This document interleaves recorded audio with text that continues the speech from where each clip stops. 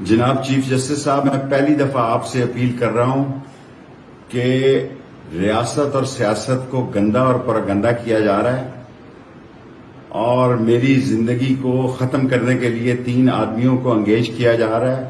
میں موت اور حیات کی اس کشمکش میں آپ کو بتانا چاہتا ہوں کہ میں القادرہ ٹرسٹ کے ایجنڈے کے وقت موجود نہیں تھا اور میری شہزاد اکبر سے کبھی نہیں بنی، اس کے کسی ایجنڈے میں نہیں بیٹھا۔ اگر بیٹھا ہوتا تو میں ضرور نیب میں کل شہادت دیتا، لیکن جھوٹی گواہی دینے سے میں موت کو ترجیح دوں گا۔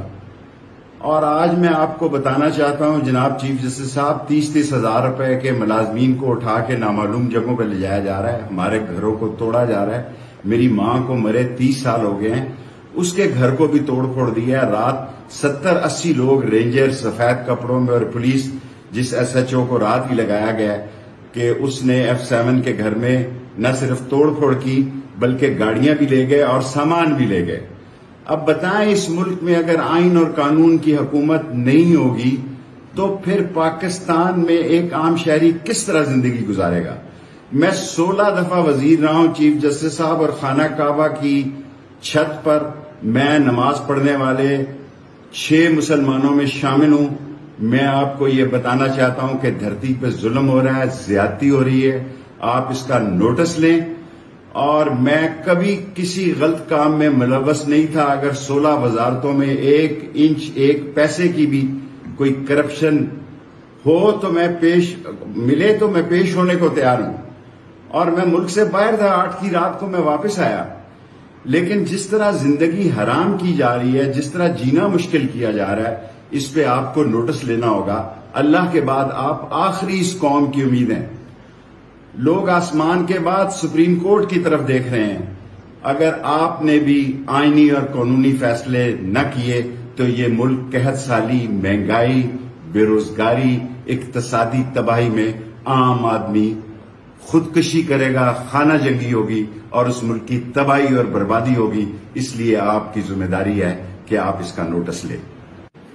جناب چیف جسٹس صاحب، میں پہلی دفعہ آپ سے اپیل کر رہا ہوں کہ ریاست اور سیاست کو گندا اور پراگندہ کیا جا رہا ہے اور میری زندگی کو ختم کرنے کے لیے 3 آدمیوں کو انگیج کیا جا رہا ہے۔ میں موت اور حیات کی اس کشمکش میں آپ کو بتانا چاہتا ہوں کہ میں القادرہ ٹرسٹ کے ایجنڈے کے وقت موجود نہیں تھا اور میری شہزاد اکبر سے کبھی نہیں بنی، اس کے کسی ایجنڈے میں نہیں بیٹھا۔ اگر بیٹھا ہوتا تو میں ضرور نیب میں کل شہادت دیتا، لیکن جھوٹی گواہی دینے سے میں موت کو ترجیح دوں گا۔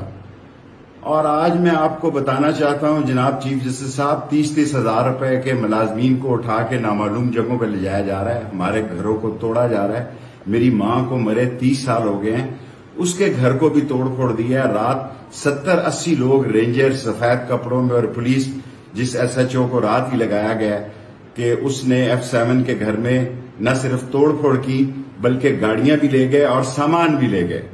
اب بتائیں، اس ملک میں اگر آئین اور قانون کی حکومت نہیں ہوگی تو پھر پاکستان میں ایک عام شہری کس طرح زندگی گزارے گا؟ میں 16 دفعہ وزیر رہا ہوں چیف جسٹس صاحب، اور خانہ کعبہ کی چھت پر میں نماز پڑھنے والے 6 مسلمانوں میں شامل ہوں۔ میں آپ کو یہ بتانا چاہتا ہوں کہ دھرتی پہ ظلم ہو رہا ہے، زیادتی ہو رہی ہے، آپ اس کا نوٹس لیں۔ اور میں کبھی کسی غلط کام میں ملوث نہیں تھا۔ اگر 16 وزارتوں میں 1 انچ 1 پیسے کی بھی کوئی کرپشن ہو تو میں پیش ہونے کو تیار ہوں۔ اور میں ملک سے باہر تھا، 8 کی رات کو میں واپس آیا، لیکن جس طرح زندگی حرام کی جا رہی ہے، جس طرح جینا مشکل کیا جا رہا ہے، اس پہ آپ کو نوٹس لینا ہوگا۔ اللہ کے بعد آپ آخری اس قوم کی امید ہیں۔